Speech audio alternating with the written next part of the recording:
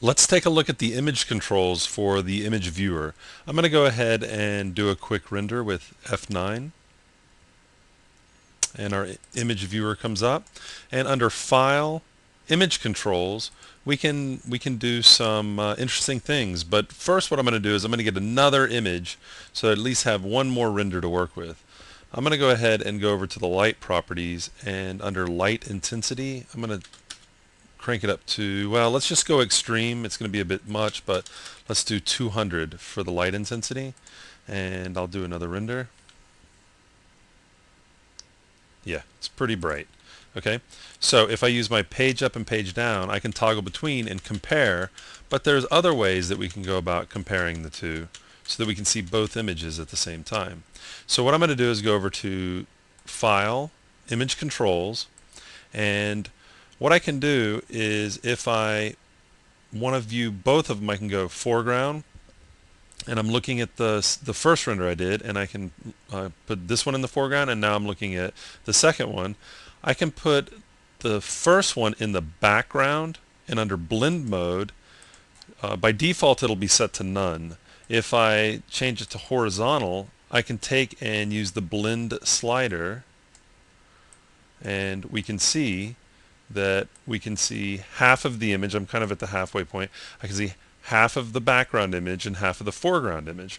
So I'm blending with the horizontal. So if I switch to vertical, now the top part is showing the background and the bottom part is showing the foreground, or the second render and the first render. Okay. There's also dissolve, alpha, and difference. If I want to see the actual difference, I need to go all the way over. This is showing the difference. I usually use horizontal or vertical just to get a good idea of what's going on here. Now, there's these other options. This is exposure, white point, black point. Man, if I want to gain access to being able to adjust the white point and black point of the image, that would be pretty handy to make some tweaks to my image before I save it out. But I don't have access to it right now. In order to gain access to it, I'm going to go ahead and close this down, and we'll go ahead and just we'll leave this up. This should be fine. Actually, you know what? We'll just close it down so that we can start fresh. So I'm going to go over to Render, Render Globals, and under Render Display, instead of Image Viewer, I'm going to choose Image Viewer FP. Okay, the FP version can be used to show the whole 192-bit range that LightWave renders to, unlike the Image Viewer. Okay, so I'm going to go ahead and select that, do a render,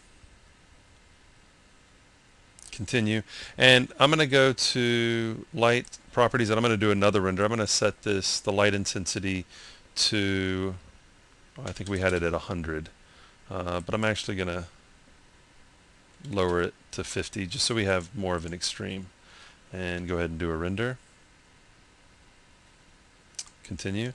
Come over to File, Image Controls. See how now exposure is an option that we can use? I can still go and blend and use the blend modes. I'm going to set those to none. But I'm going to go over to, I'm going to put the second render in the foreground and turn on exposure. And if I want, I can start in real time adjusting my black point and white point. This isn't just darkening or lighting the image. I'm actually changing the exposure on the render in real time, which is pretty nice. Now, once I've adjusted this and I'm happy with what I've come up with, I can save it off. So what I can do is come over to Save Exposed, and I can choose the format that I'd like and save out my image. Again, so if we want, we can always go to Image Controls and compare with foreground, background, compare multiple renders at the same time using the blend modes. If I want to take advantage of the exposure options, I need to make sure that I go over to the Render, Render Globals, and use the Image Viewer FP versus the Image Viewer. Okay, that'll allow me to go over to Image Controls and take advantage of exposure. So this is just a quick look, just an introduction to the controls here, and remember that you can do as many renders as you want. You can page up and page down to toggle between the two, but sometimes going into the image controls and using the blend modes allow you to compare right next to each other what's going on.